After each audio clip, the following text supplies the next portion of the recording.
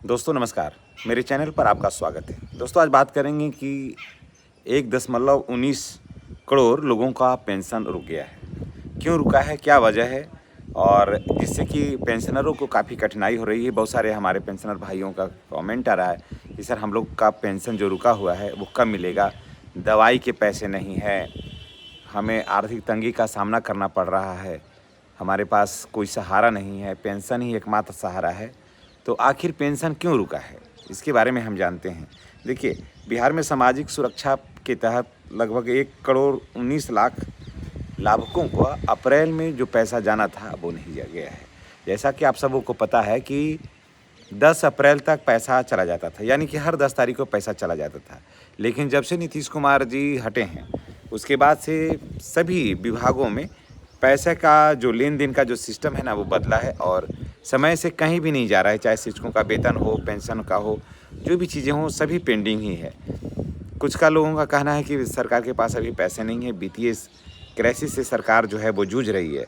तो पेंशन भुगतान नहीं होने से बुजुर्गों को, दिव्यांगों को, महिलाओं को जो है वो आर्थिक परेशानी हो रही है। और सरकार ने स्पष्ट किया है कि तकनीकी समस्या के कारण जो है वो आपके खाते में पैसा नहीं जा रहा है और जल्द ही सभी लाभुक खातों में पैसा दे दिया जाएगा। हालांकि नीतीश कुमार जाने से पहले ये व्यवस्था करके गए थे कि कोई भी पैसा है जो नहीं खर्च करना है और वेतन और पेंशन जो है वो समय से मिलता रहे।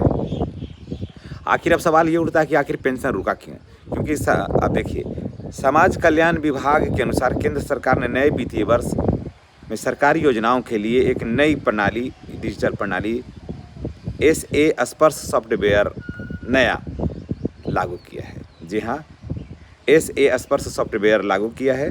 जो पहले पेंशन जो था वो SA सॉफ्टवेयर पुराना के माध्यम से होता था और उसी से पैसा भेजा जाता था। तो अब से सॉफ्टवेयर को अपडेट कर दिया है, लेकिन अब सभी योजनाओं को पोर्टल से जोड़ दिया गया है। इसकी वजह से ट्रांसफ़र कराने में पैसा को कठिनाई हो रही है। नई व्यवस्था में भारत सरकार और राज्य सरकार जो है वो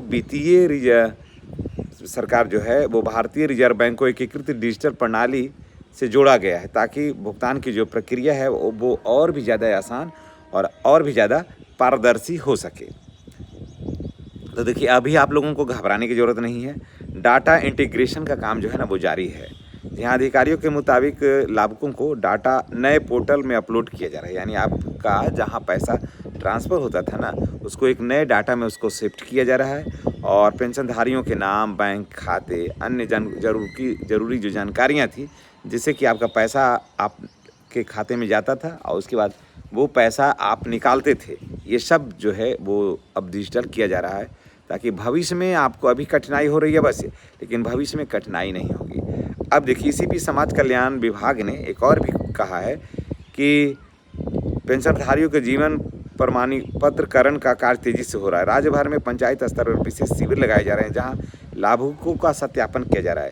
क्या हो रहा है कि बहुत सारे लाभुकों का उम्र जो है ना वो समाप्त हुआ और वो डेथ भी कर गए, तो ऐसे लोगों को खाते में पैसा नहीं जाएगा।